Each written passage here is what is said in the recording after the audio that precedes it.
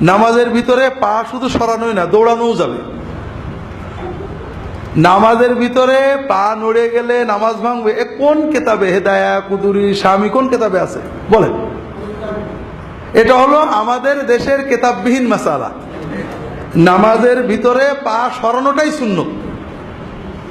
নামাজের ভিতরে যখন দাঁড়াবেন পা গুলো ফাঁকা ফাঁকা থাকবে, যখন সেজদা করবেন পা গুটাবেন। স্বামী কেতাবে আছে রুকুর সময় পা গুটানো থাকবে, তাহলে পা সরল না। ডান পার বুড়ো আঙুল নড়ে গেলে নামাজ ভেঙে দেবে, এইরকম ফালতু মশলা কোনোদিন শুনবি। নামাজের ভিতরে হাঁটাও যাবে, কাতারে ফাঁক হয়ে গেছে হাঁটবেন না। মনে করেন আপনারা যারা অন্তত সরে বেকায় পড়েছেন জানেন যে দুইজনে দাঁড়াইছে, দুইজনে নামাজে দাঁড়াইছে, আরেকজন এসে গেছে, কি করতে হবে? হয় ইমাম নড়বে, নইলে মুক্তাদি নড়বে। তো পা নড়লো না, এটা শুধু জায়েজ না, এটা তো ওয়াজিব হয়ে গেল যে আপনি নড়ে কাতা ঠিক করে নেবেন, ঠিক আছে না?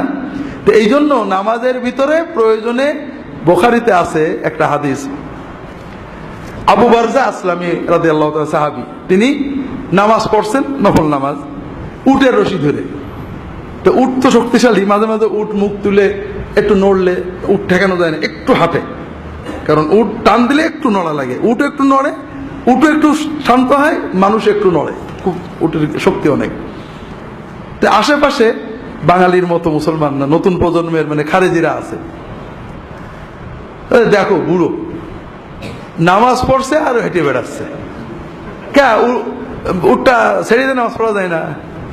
তুমি সালাম ফিরে বলছে, দেখো যে আমি অমুক রাসূলুল্লাহর সাথে এতগুলো জিহাদ করছি, গাজওয়া করছি, আমি রাসূলুল্লাহ সাল্লাল্লাহু আলাইহি ওয়াসাল্লাম এরকমই শিখিয়েছে। উটটা ছেড়ে দিলে নামাজে মন বসবে না, কি যেন উটটা দৌড় মারে কিনা। আর যদি উট নিয়ে বসে থাকি সময়টা নষ্ট হবে।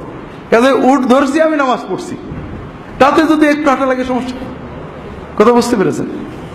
প্রয়োজনে পা নাড়ানো যাবে।